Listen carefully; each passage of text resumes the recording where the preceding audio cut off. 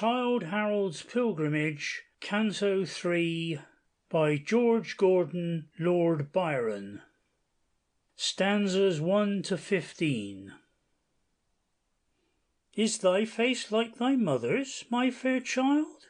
Ada, sole daughter of my house and heart, when last I saw thy young blue eyes, they smiled, and then we parted, not as now we part, but with a hope. Awaking with a start, the waters heave around me, and on high the winds lift up their voices. I depart, whither I know not, but the hours gone by, when Albion's lessening shores could grieve or glad mine eye. Once more upon the waters, yet once more, and the waves bound beneath me as a steed that knows his rider. Welcome to their roar, swift be their guidance wheresoe'er it lead. Though the strained mast should quiver as a reed, and the rent canvas fluttering strew the gale, still must I on, for I am as a weed flung from the rock on ocean's foam, to sail where'er the surge may sweep, the tempest breath prevail. In my youth's summer I did sing of one, the wandering outlaw of his own dark mind. Again I seize the theme, then but begun, and bear it with me, as the rushing wind bears the cloud onwards. In that tale I find the furrows of long thought and dried up tears, which, ebbing, leave a sterile track behind, o'er which all heavily the journeying years plod the last sands of life, where not a flower appears. Since my young days of passion, joy, or pain, perchance my heart and harp have lost a string, and both may jar. It may be that in vain I would essay as I have sung to sing. Yet, though a dreary strain, to this I cling, so that it wean me from the weary dream of selfish grief or gladness, so it fling forgetfulness around me. It shall seem to me, though to none else, a not ungrateful theme.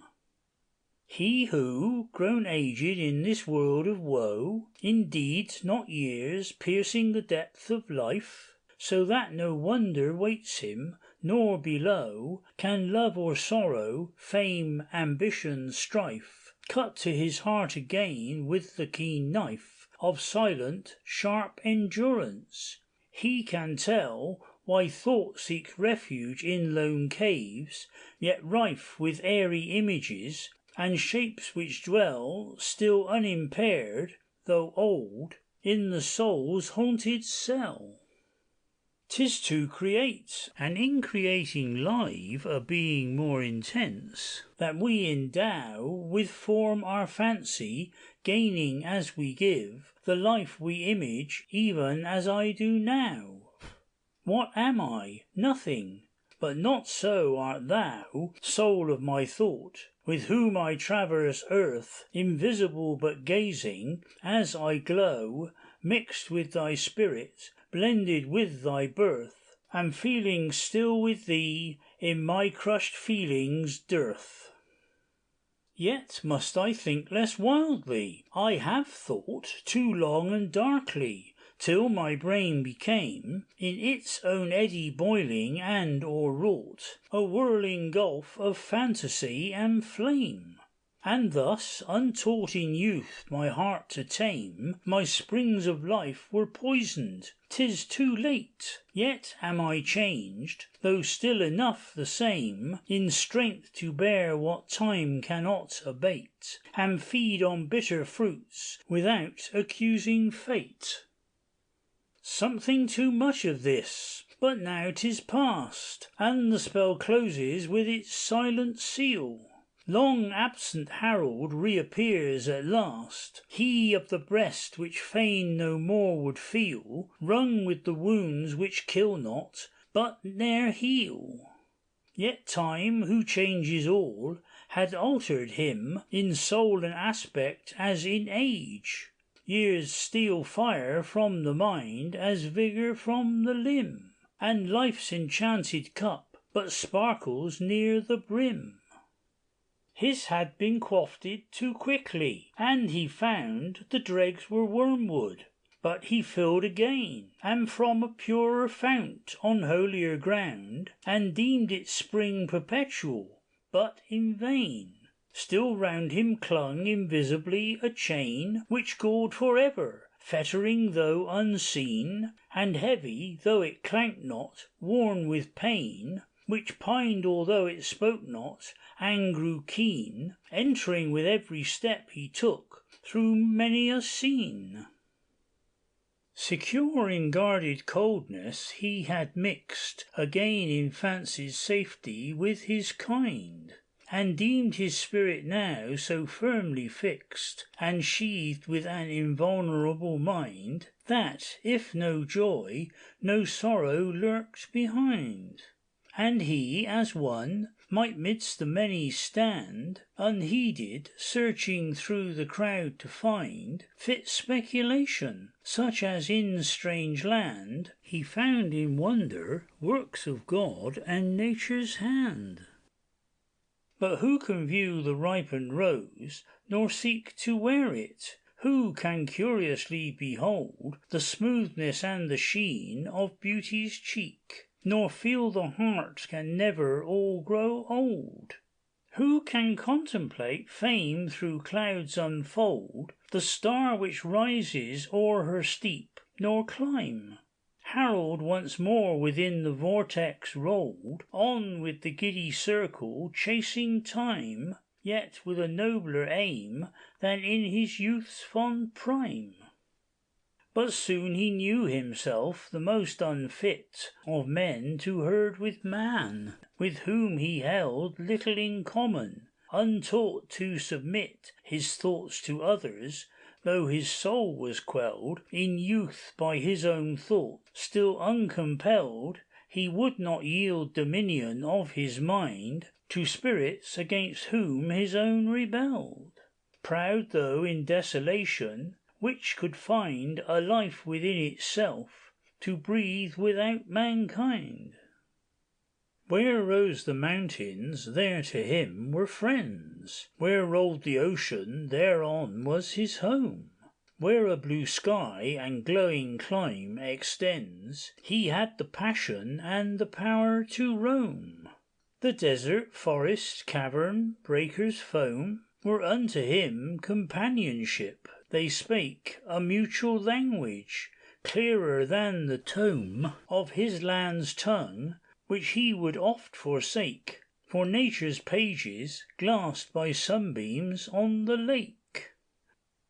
Like the Chaldean, he could watch the stars till he had peopled them with beings bright as their own beams, and earth-born jars and human frailties were forgotten quite.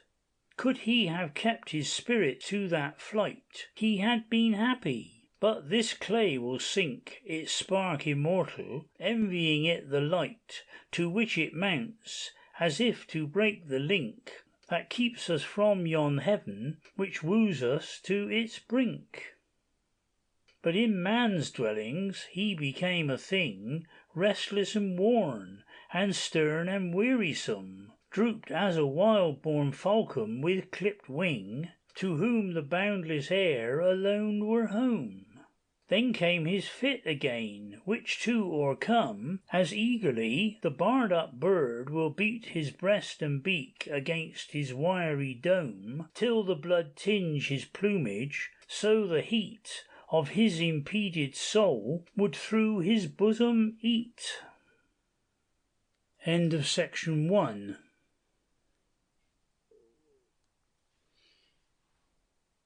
Stanzas 16 to 36.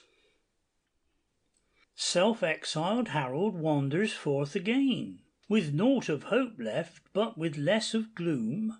The very knowledge that he lived in vain, that all was over on this side the tomb, has made despair a smilingness assume, which, though 'twere wild as on the plundered wreck, when mariners would madly meet their doom with draughts intemperate on the sinking deck, did yet inspire a cheer which he forbore to check.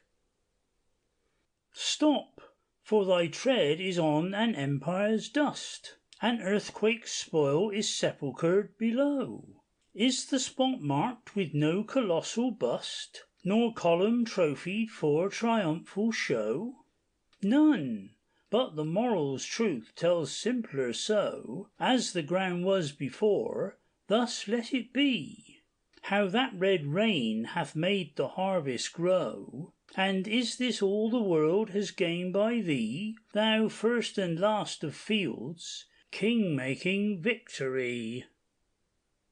And Harold stands upon this place of skulls, the grave of France, the deadly Waterloo. How in an hour the power which gave annuls its gifts, transferring fame as fleeting too. In pride of place, here last the eagle flew, then tore with bloody talon the rent plain, pierced by the shaft of banded nations through. Ambition's life and labours all were vain, he wears the shattered links of the world's broken chain. Confined, no sleep till morn, when youth and pleasure meet, to chase the glowing hours with flying feet. But hark! That heavy sound breaks in once more, as if the clouds its echo would repeat, and nearer, clearer, deadlier than before. Arm, arm! It is the cannon's opening roar. Within a windowed niche of that high hall sate Brunswick's fated chieftain. He did hear that sound, the first amid the festival, and caught its tone with death's prophetic ear. And when they smiled because he deemed it near, his heart more truly knew that peal too well, which stretched his father on a bloody bier, and roused the vengeance blood alone could quell. He rushed into the field, and, foremost fighting, fell. Ah, then there was a hurrying to and fro, and gathering tears, and tremblings of distress, and cheeks all pale, which but an hour ago blushed at the praise of their own loveliness. And there were sudden partings, such as press the life from out young hearts, and choking sighs which ne'er might be repeated. Who would guess, if ever more should meet those mutual eyes, since upon night so sweet such awful morn could rise? And there was mounting in hot haste the steed, the mustering squadron, and the clattering car went pouring forward with impetuous speed, and swiftly forming in the ranks of war. And the deep thunder peal on peal afar, and near the beat of the alarming drum roused up the soldier ere the morning star, while throng the citizens with terror dumb, or whispering with white lips, "The foe, they come, they come." And wild and high the Camerons gathering rose, the war note of Lochiel, which Albion's hills have heard, and heard too have her Saxon foes. How in the noon of night that pibroch thrills, savage and shrill, but with the breath which fills their mountain pipe, so fill the mountaineers with the fierce native daring which instills the stirring memory of 1,000 years, and Evans Donald's fame rings in each clansman's ears. And Ardennes waves above them her green leaves, dewy with nature's teardrops as they pass, grieving, if aught inanimate e'er grieves, over the unreturning brave, alas!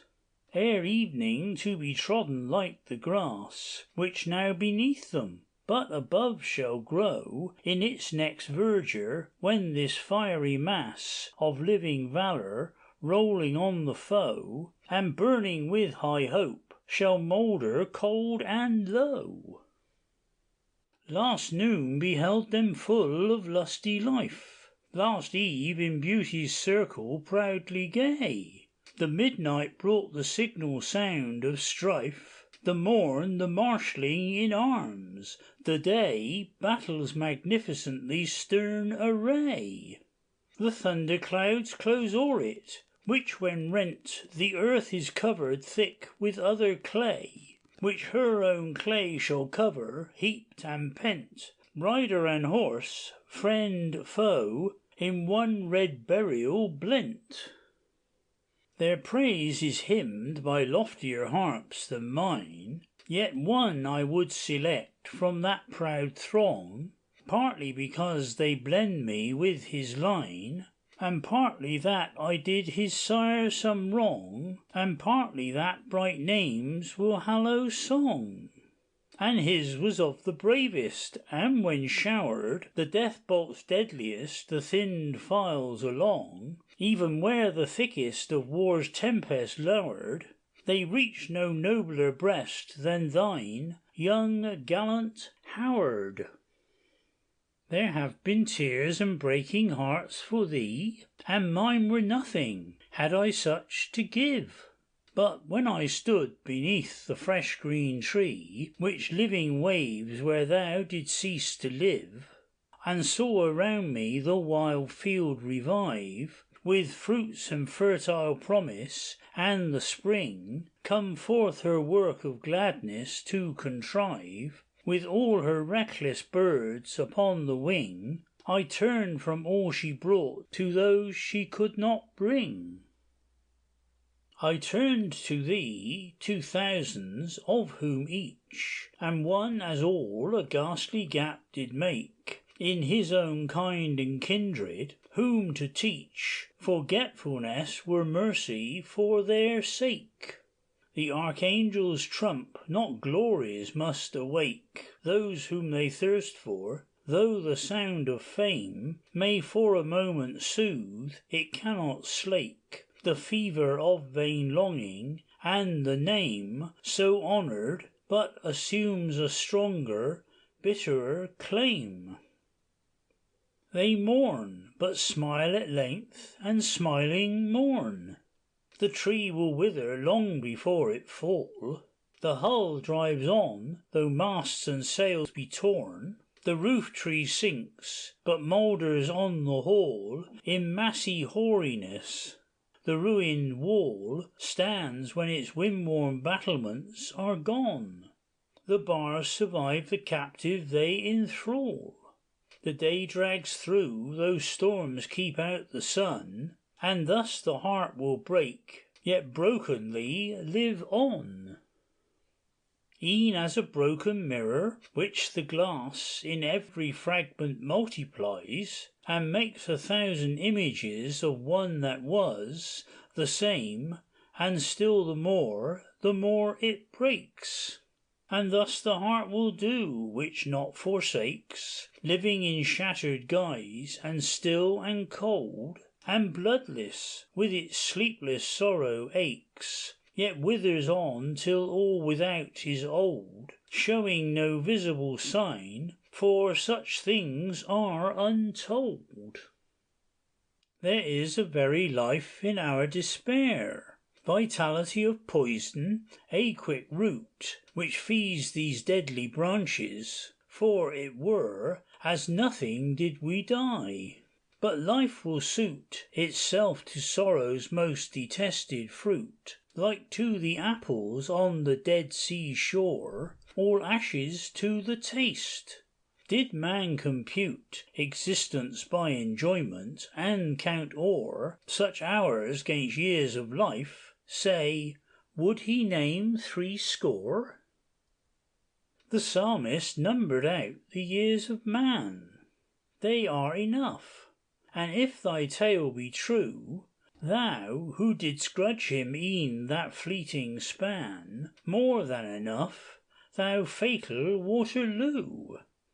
Millions of tongues record thee, and anew their children's lips shall echo them and say, here where the sword united nations drew, our countrymen were warring on that day. And this is much, and all which will not pass away. There sunk the greatest, nor the worst of men, whose spirit antithetically mixed, one moment of the mightiest, and again on little objects with like firmness fixed. Extreme in all things, hadst thou been betwixt, thy throne had still been thine, or never been. For daring made thy rise as fall, thou seekest even now to reassume the imperial mien, and shake again the world, the thunderer of the scene. End of section 2.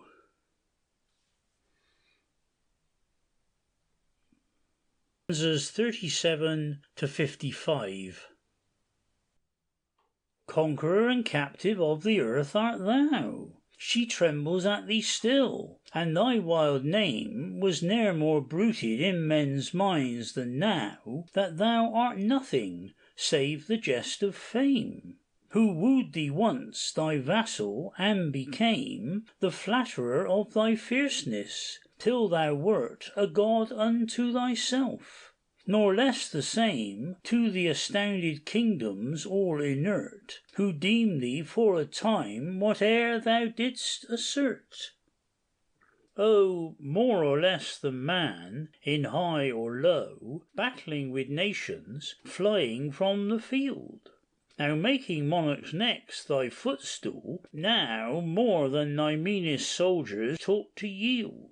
An empire thou couldst crush, command, rebuild, but govern not thy pettiest passion, nor, however deeply in men's spirits skilled, look through thine own, nor curb the lust of war, nor learn that tempted fate will leave the loftiest star. Yet well thy soul hath brooked the turning tide with that untaught innate philosophy, which, be it wisdom, coldness, or deep pride, is gall and wormwood to an enemy. When the whole host of hatred stood hard by, to watch and mock thee shrinking, thou hast smiled with a sedate and all-enduring eye. When fortune fled her spoiled and favourite child, he stood unbowed beneath the ills upon him piled.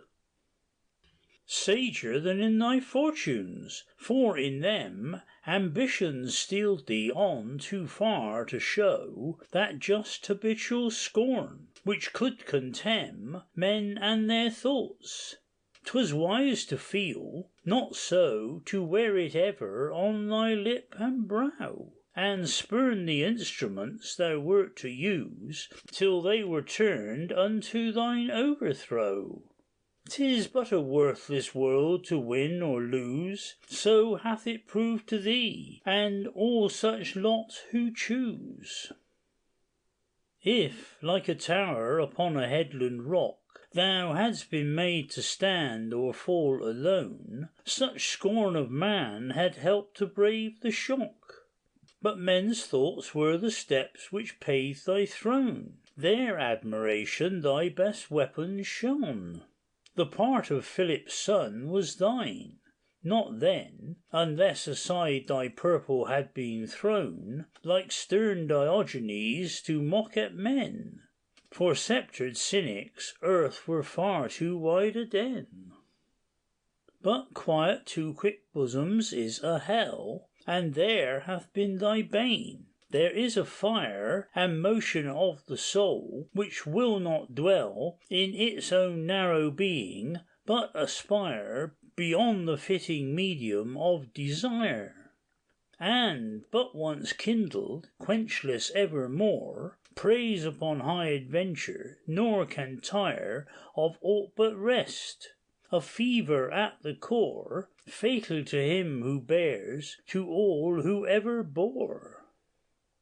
This makes the madmen who have made men mad by their contagion, conquerors and kings, founders of sects and systems, to whom add sophists, bards, statesmen, all unquiet things, which stir too strongly the soul's secret springs, and are themselves the fools to those they fool. Envied, yet how unenviable! What stings are theirs? One breast laid open were a school, which would unteach mankind the lust to shine or rule.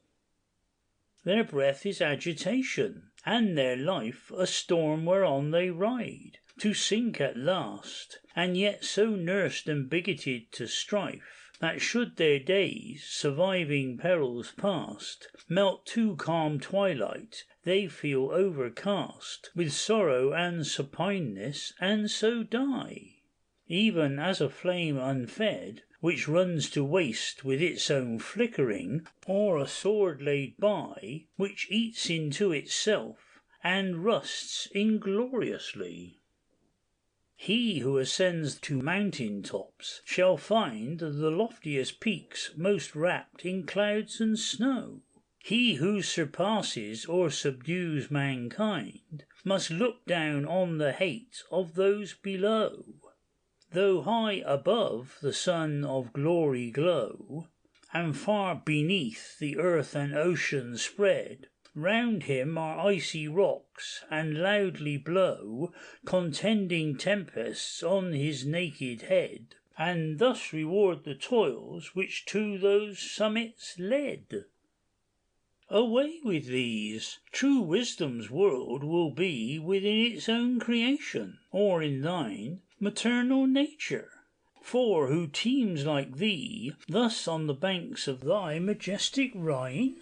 There Harold gazes on a work divine, a blending of all beauties, streams and dells, fruit, foliage, crag, wood, cornfield, mountain, vine, and chiefless castles breathing stern farewells from grey but leafy walls, where ruin greenly dwells. And there they stand, as stands a lofty mind, worn, but unstooping to the baser crowd, all tenantless, save to the crannying wind, or holding dark communion with the cloud. There was a day when they were young and proud, banners on high and battles passed below. But they who fought are in a bloody shroud, and those which waved are shredless dust ere now, and the bleak battlements shall bear no future blow. Beneath these battlements, within those walls, Power dwelt amidst her passions. In proud state each robber chief upheld his armed halls, doing his evil will, nor less elate than mightier heroes of a longer date. What want these outlaws conquerors should have, but history's purchase page to call them great? A wider space, an ornamented grave? Their hopes were not less warm, their souls were full as brave. In their baronial feuds and single fields, what deeds of prowess unrecorded died, and love, which lent a blazon to their shields, with emblems well devised by amorous pride, through all the mail of iron hearts would glide. But still their flame was fierceness, and drew on keen contest and destruction near allied, and many a tower, for some fair mischief won, saw the discoloured Rhine beneath its ruin run. But thou, exulting and abounding river, making thy waves a blessing as they flow, through banks whose beauty would endure for ever, could man but leave thy bright creation so, nor its fair promise from the surface mow, with the sharp scythe of conflict, then to see thy valley of sweet waters were to know earth paved like heaven, and to seem such to me, even now what wants thy stream, that it should Lethe be. 1,000 battles have assailed thy banks, but these and half their fame have passed away, and slaughter heaped on high his weltering ranks. Their very graves are gone, and what are they? Thy tide washed down the blood of yesterday, and all was stainless, and on thy clear stream glassed with its dancing light the sunny ray.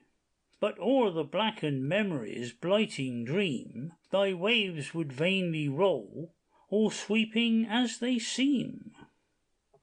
Thus Harold inly said, and passed along, yet not insensible to all which here awoke the jocund birds to early song, in glens which might have made e'en exile dear. Though on his brow were graven lines austere, and tranquil sternness which had ta'en the place of feelings fierier far but less severe, joy was not always absent from his face, but o'er it in such scenes would steal with transient trace. Nor was all love shut from him, though his days of passion had consumed themselves to dust. It is in vain that we would coldly gaze on such as smile upon us. The heart must leap kindly back to kindness, though disgust hath weaned it from all worldlings. Thus he felt, for there were soft remembrance and sweet trust in one fond breast, to which his own would melt, and in its tenderer hour on that his bosom dwelt. And he had learned to love, I know not why, for this in such as him seems strange of mood, the helpless looks of blooming infancy, even in its earliest nurture. What subdued to change like this a mind so far imbued with scorn of man, it little boots to know. But thus it was, and though in solitude small power the nipped affections have to grow, in him this glowed when all beside had ceased to glow. And there was one soft breast, as hath been said, which unto his was bound by stronger ties than the church links withal. And though unwed, that love was pure, and far above disguise, had stood the test of mortal enmities, still undivided, and cemented more by peril, dreaded most in female eyes. But this was firm, and from a foreign shore, well to that heart might his these absent greetings pour. The castled crag of Drachenfels frowns o'er the wide and winding Rhine, whose breast of waters broadly swells between the banks which bear the vine, and hills all rich with blossomed trees, and fields which promised corn and wine, and scattered cities crowning these, whose far white walls along them shine, have strewed a scene which I should see with double joy wert thou with me. And peasant girls with deep blue eyes, and hands which offer early flowers, walk smiling o'er this paradise. Above the frequent feudal towers through green leaves lift their walls of grey, and many a rock which steeply lowers, and noble arch in proud decay, look o'er this vale of vintage bowers. But one thing want these banks of Rhine, thy gentle hand to clasp in mine. I send the lilies given to me, though long before thy hand they touch, I know that they must withered be, but yet reject them not as such, for I have cherished them as dear, because they yet may meet thine eye, and guide thy soul to mine e'en here, when thou behold them drooping nigh, and know'st them gathered by the Rhine, and offered from my heart to thine. The river nobly foams and flows, the charm of this enchanted ground, and all its thousand turns disclose some fresher beauty varying round. thy haughtiest breast its wish might bound, through life to dwell delighted here. Nor could on earth a spot be found to nature and to me so dear, could thy dear eyes, in following mine, still sweeten more these banks of Rhine. End of section 3.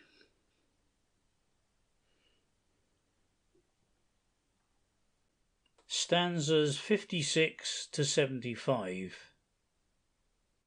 By Koblenz, on a rise of gentle ground, there is a small and simple pyramid, crowning the summit of the verdant mound. Beneath its base our heroes' ashes hid, our enemies, but let not that forbid honour to Marcieux, o'er whose early tomb tears, big tears, gushed from the rough soldier's lid, lamenting and yet envying such a doom, falling for France, whose rights he battled to resume. Brief, brave, and glorious was his young career. His mourners were two hosts, his friends and foes, and fitly may the stranger lingering here pray for his gallant spirit's bright repose. For he was freedom's champion, one of those, the few in number, who had not o'erstepped the charter to chastise which she bestows on such as wield her weapons. He had kept the whiteness of his soul, and thus men o'er him wept. Here Erin Brightstein, with her shattered wall, black with the miner's blast upon her height, yet shows of what she was, when shell and ball, rebounding idly on her strength, did light. A tower of victory, from whence the flight of baffled foes was watched along the plain. But peace destroyed what war could never blight, and laid those proud roofs bare to summer's rain, on which the iron shower for years had poured in vain. Adieu to thee, fair Rhine! How long, delighted, the stranger fain would linger on his way! Thine is a scene alike where souls united, or lonely contemplation thus might stray.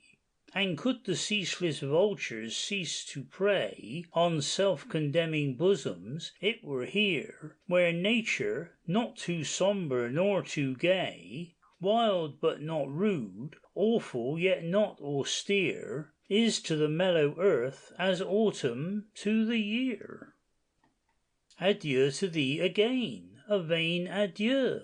There can be no farewell to scene like thine. The mind is coloured by thy every hue, and if reluctantly the eyes resign their cherished gaze upon thee, lovely Rhine, 'tis with the thankful glance of parting praise. More mighty spots may rise, more glaring shine, but none unite in one attaching maze the brilliant, fair, and soft, the glories of old days. The negligently grand, the fruitful bloom of coming ripeness, the white city's sheen, the rolling stream, the precipice's gloom, the forest's growth, and Gothic walls between, the wild rocks shaped as they had turrets been, in mockery of man's art, and these withal, a race of faces happy as the scene, whose fertile bounties here extend to all, still springing o'er thy banks, though empires near them fall. But these recede, above me are the Alps, the palaces of nature, whose vast walls have pinnacled in cloud their snowy sculp, and throned eternity in icy halls of cold sublimity, where forms and falls the avalanche, the thunderbolt of snow. All that expands the spirit, yet appalls, gathers around these summits, as to show how earth may pierce to heaven, yet leave vain man below. But ere these matchless heights I dare to scan, there is a spot should not be passed in vain. Morat, the proud, the patriot field, where man may gaze on ghastly trophies of the slain, nor blush for those who conquered on that plain. Here Burgundy bequeathed his tombless host, a bony heap, through ages to remain themselves their monument. The Stygian coast unsepulchred they roamed, and shrieked each wandering ghost. While Waterloo with Cana's carnage vies, Morat and Marathon twin names shall stand.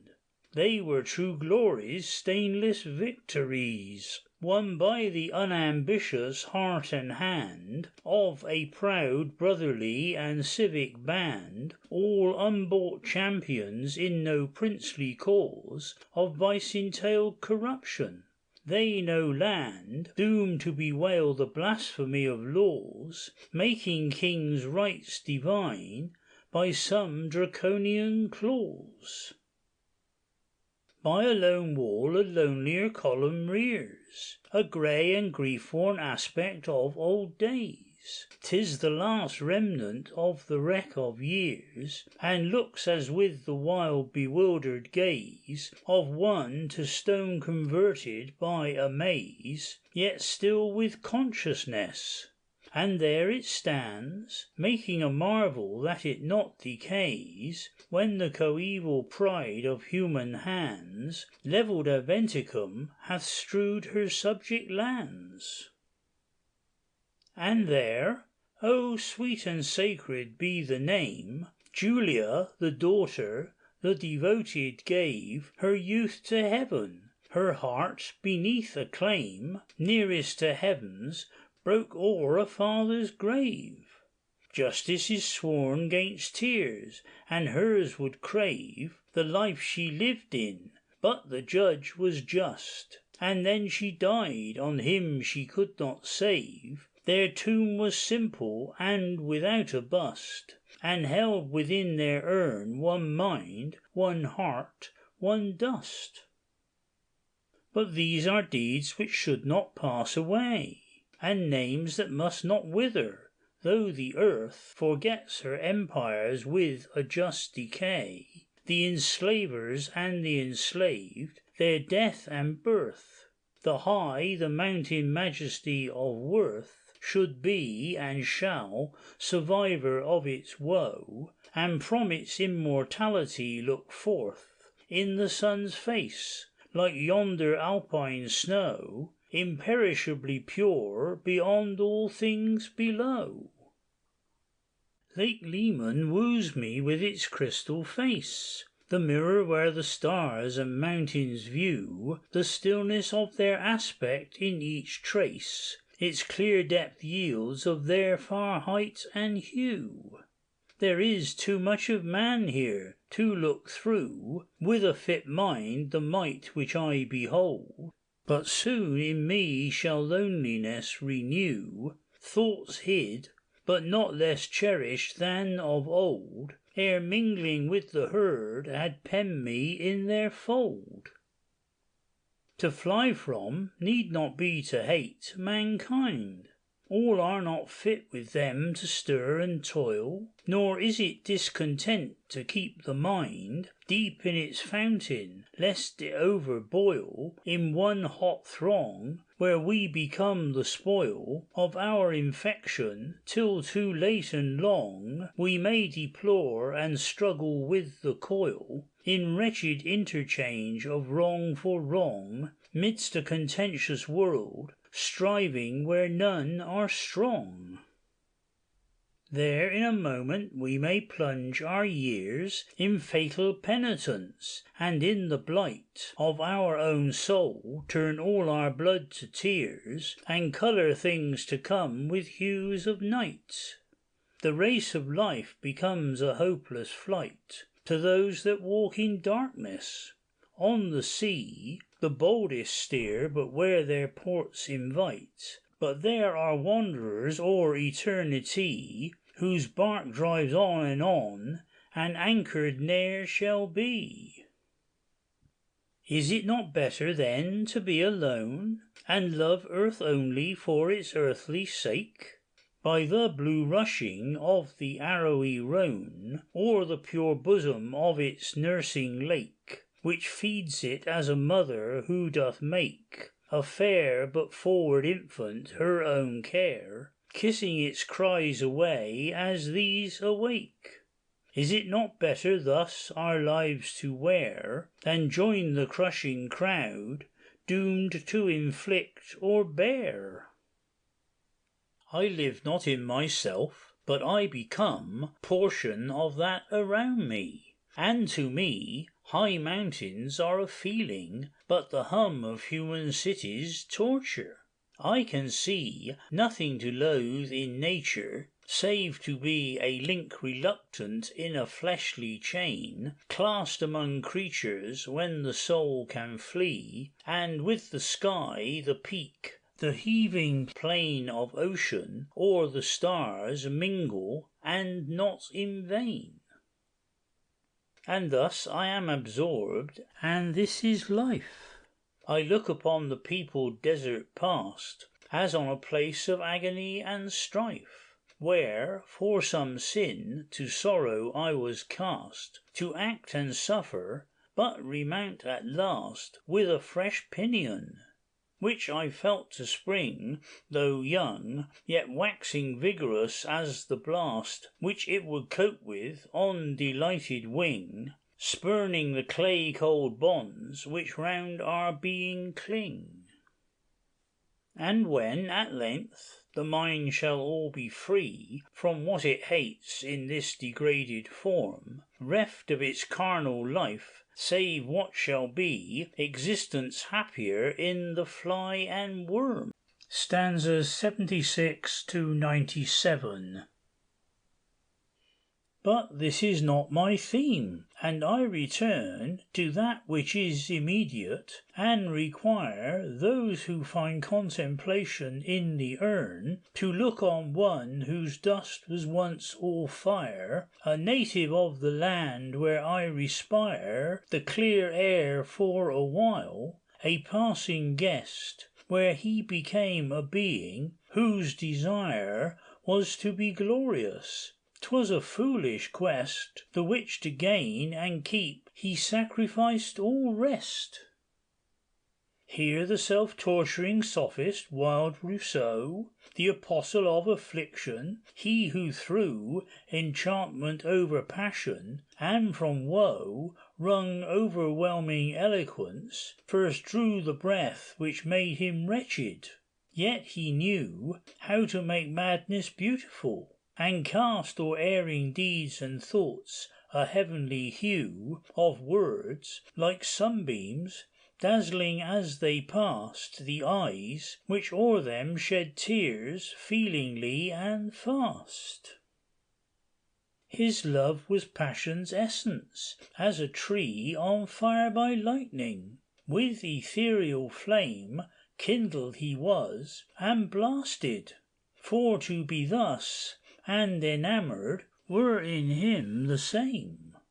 But his was not the love of living dame, nor of the dead who rise upon our dreams, but of ideal beauty, which became in him existence, and o'erflowing teems along his burning page, distempered though it seems. This breathed itself to life in Julie, this invested her with all that's wild and sweet, this hallowed too the memorable kiss which every morn his fevered lip would greet from hers who but with friendship his would meet. But to that gentle touch through brain and breast flashed the thrilled spirit's love-devouring heat. In that absorbing sigh perchance more blest than vulgar minds may be with all they seek possessed. His life was one long war with self-sought foes, or friends by him self-banished. for his mind had grown suspicion's sanctuary, and chose, for its own cruel sacrifice, the kind 'gainst whom he raged with fury strange and blind. But he was frenzied, wherefore who may know? Since cause might be which skill could never find. But he was frenzied by disease or woe, to that worst pitch of all which wears a reasoning show. For then he was inspired, and from him came, as from the Pythian's mystic cave of yore, those oracles which set the world in flame, nor ceased to burn till kingdoms were no more. Did he not this for France, which lay before, bowed to the inborn tyranny of years? Broken and trembling to the yoke she bore, till by the voice of him and his compeers, roused up to too much wrath, which follows o'ergrown fears, they made themselves a fearful monument, the wreck of old opinions, things which grew, breathed from the birth of time. The veil they rent, and what behind it lay, all earth shall view. But good with ill they also overthrew, leaving but ruins, wherewith to rebuild, upon the same foundation, and renew dungeons and thrones, which the same hour refilled, as heretofore, because ambition was self-willed. But this will not endure, nor be endured. Mankind have felt their strength, and made it felt. They might have used it better, but, allured by their new vigour, sternly have they dealt on one another. Pity ceased to melt with her once natural charities.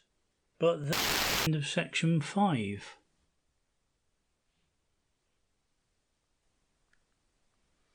Stanzas 98 to 118. The morn is up again, the dewy morn, with breath all incense, and with cheek all bloom, laughing the clouds away with playful scorn, and living as if the earth contained no tomb, and glowing into day. We may resume the march of our existence, and thus I, still on thy shores, fair Leman, may find room and food for meditation, nor pass by much that may give us pause, if pondered fittingly. Clarens, sweet Clarens, birthplace of deep love, thine air is the young breath of passionate thought, thy trees take root in love. The snows above the very glaciers have his colours caught, and sunset into rose hue sees them wrought by rays which sleep there lovingly. The rocks, the permanent crags, tell here of love, who sought in them a refuge from the worldly shocks, which stir and sting the soul with hope that woos, then mocks.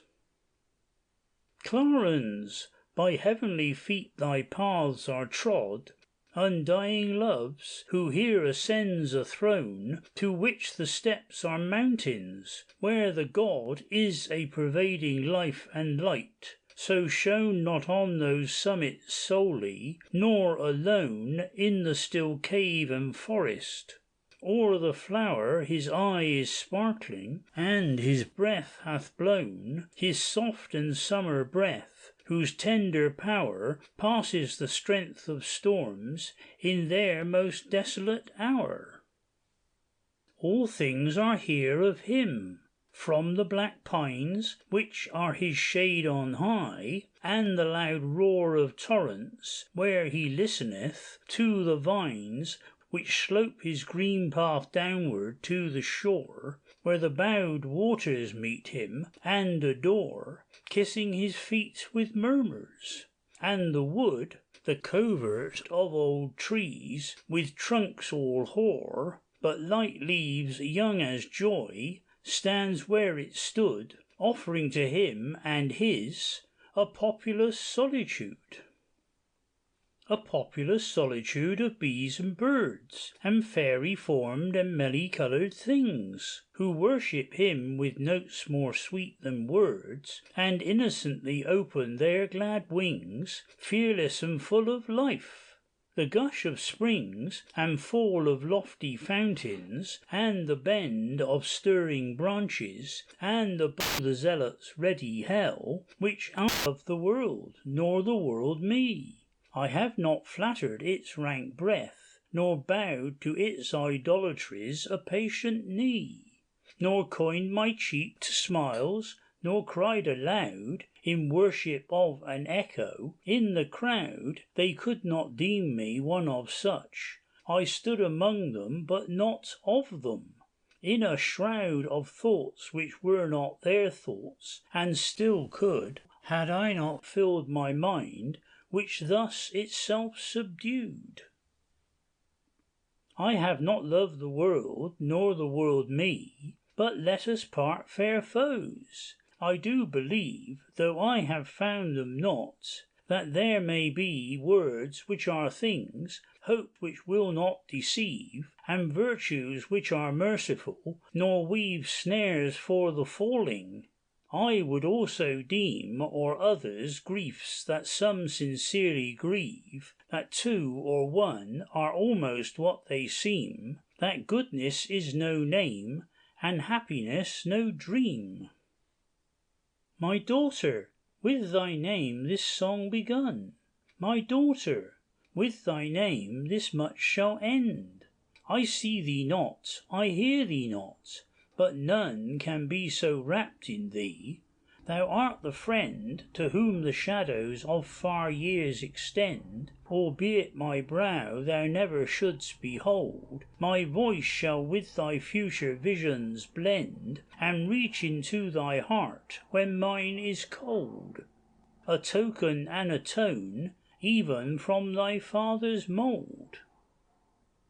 To aid thy mind's development, to watch thy dawn of little joys, to sit and see almost thy very growth, to view thee catch the knowledge of objects, wonders yet to thee, to hold thee lightly on a gentle knee, and print on thy soft cheek a parent's kiss.